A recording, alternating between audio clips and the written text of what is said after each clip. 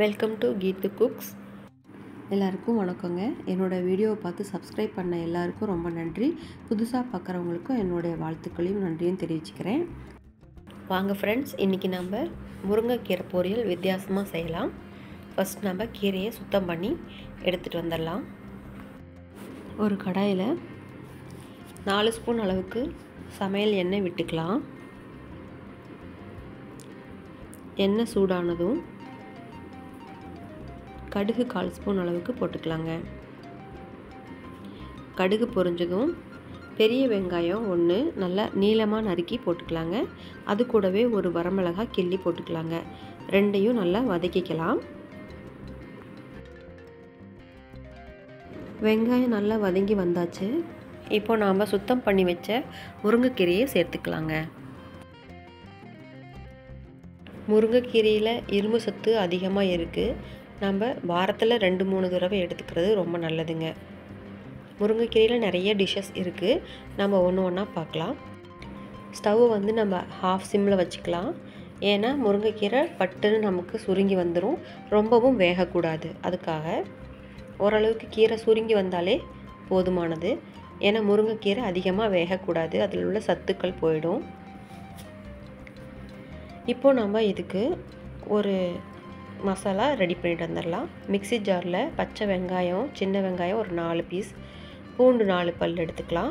ஒரே ஒரு பச்சை மிளகாய் அப்படியே போட்டுக்கலாம்.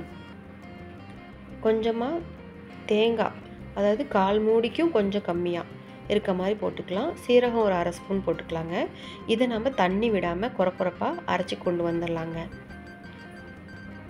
நமக்கு இந்த தேங்காய் விழுது ரெடி ஆகிடுச்சு.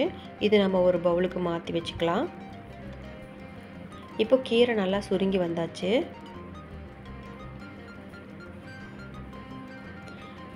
இந்த கீரைக்கு தேவையான உப்பு சேர்த்துக்கலாம்.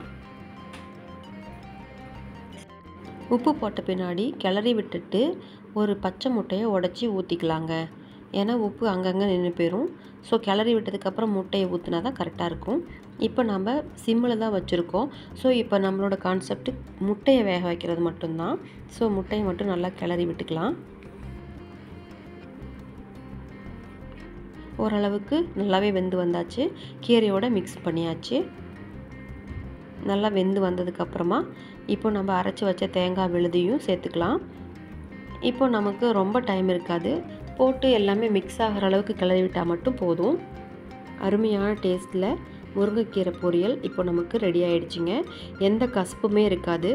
குழந்தைங்களுக்கு கூட ரொம்ப பிடிக்கும். பெரியவங்க கூட அவாய்ட் பண்ண மாட்டாங்க. மிளகுத்தூள் ஒரு 1/2 டீஸ்பூன் போட்டு கிளறி விட்டு ஃபைனலாக இறக்கி விட்டுடலாங்க. அவ்வளோதான், நம்மளோட அட்டகாசமான சுவையில் முருங்கைக்கீரை பொரியல் ரெடி ஆகிடுச்சிங்க. வீட்டில் நீங்களும் இது மாதிரி ட்ரை பண்ணி பாருங்கள். முருங்கைக்கீரையை பொதுவாக தண்ணியில் போட்டு சமைக்கும்போது கசப்பு எடுத்துக்கும்னு சொல்லுவாங்க.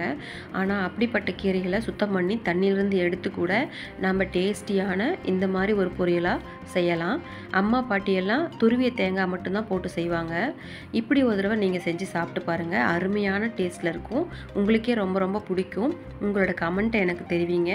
இந்த வீடியோ பிடிச்சிருந்தால் லைக் பண்ணி, ஷேர் பண்ணி, சப்ஸ்கிரைப் பண்ணுங்கள் ஃப்ரெண்ட்ஸ்.